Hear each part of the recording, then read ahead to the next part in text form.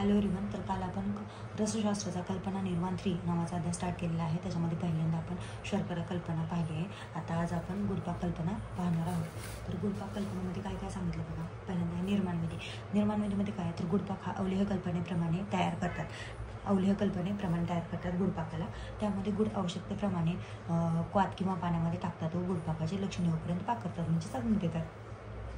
सिद्धी लक्षण आल्यानंतर त्यामध्ये प्रक्षद्रव्य टाकतात. सिद्धी लक्षण जेव्हा येतील तेव्हा त्याच्यामध्ये प्रक्षद्रव्य टाकतात. ही त्याची निर्माण विधी आहे. तर नंतर काय, तापमानाचं महत्त्व काय सांगितलं आहे. गुळपाक हा नियंत्रित तापमानावर केला पाहिजे, जेणेकरून तो जळणार नाही. ऑफकोर्स म्हणजे नियंत्रित तापमानावरच तो केला पाहिजे, नाहीतर तो जळून जाईल.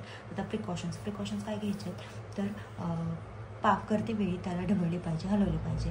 पहिल्यांदाच तापमानाचं महत्त्व सांगितलं, त्याच्यामध्ये जळणार नाही. म्हणजे इथं पण आपल्या प्रिकॉशन ते घ्यायचं की जळू द्यायचं नाही, त्यामुळे आपण त्याला ढवळत राहायचं. पाणी अधिक मात्रेत घेऊ नये, अधिक मात्रेमध्ये पाणी घ्यायचं नाही. परत त्यानंतर सिद्धी लक्षणामध्ये काय सांगितलं बघा.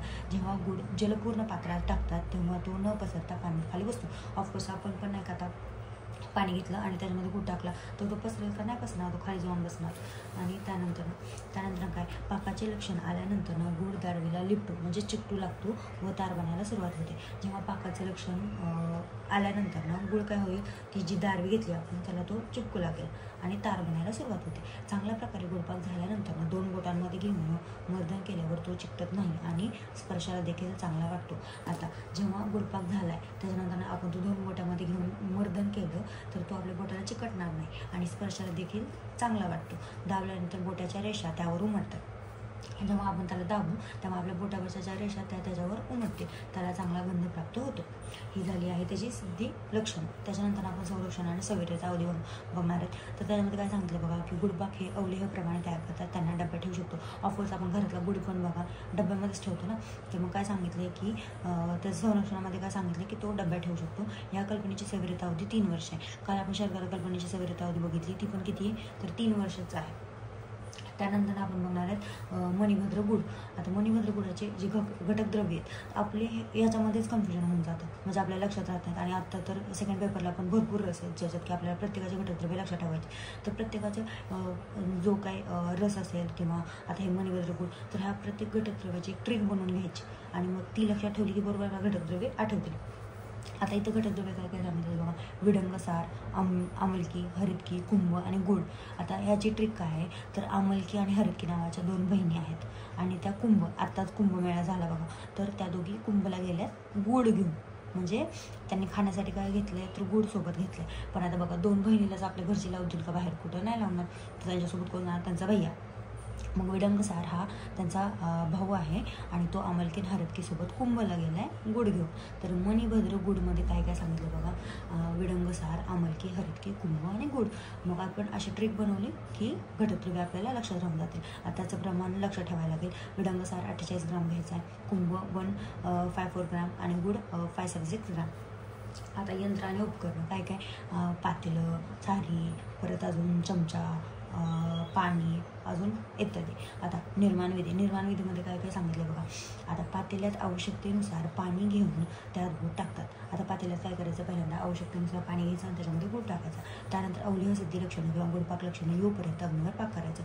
त्याला अग्नीवर पाक करायचं. सिद्धी लक्षण प्राप्त झाल्यावर अग्नी देणे बंद करायचं. जेव्हा सिद्धी लक्षणं येतील तेव्हा अग्नी द्यायचं बंद करायचं. आता त्यानंतर काय सांगितलं की त्यात क्रमाने 1 ते 4 द्रव्यांचे सूक्ष्म चूर्ण मिसळतात. आता क्रमाने 4 द्रव्य कुठली सांगले, विडंगसार, आमलकी, हरतकी आणि कुंभ, बरोबर ना. तर त्यांचं काय करायचं, त्यांचं चूर्ण करून घ्यायचं आणि ते त्याच्यामध्ये मिसळायचं. आता मात्रा 6 ग्रामची मात्रा आहे. अनुपान आहे दूध आणि जल. आणि उपयोग कुठं होते याचा, श्वासकास बघा. मी कालच म्हणलं तुम्हाला की श्वासकास रटवूनच ठेवा. श्वासकास इथं आला, प्लिहा आणि गुल्म. आता गुडपिपली. आता ह्याच्यामधले गुडपिपलीमध्ये पण उपयोगामध्ये बघा कास आहे, प्लिहा आहे, गुल्म आहे. त्यामुळं जे कॉमन आहे ते लक्षात ठेवून घ्यायचे, म्हणजे मग आपल्याला दोन्हीकडे लिहिता येते. आता गुडपिपलीचे घटकद्रव्य ना ते 24 घटकद्रव्य.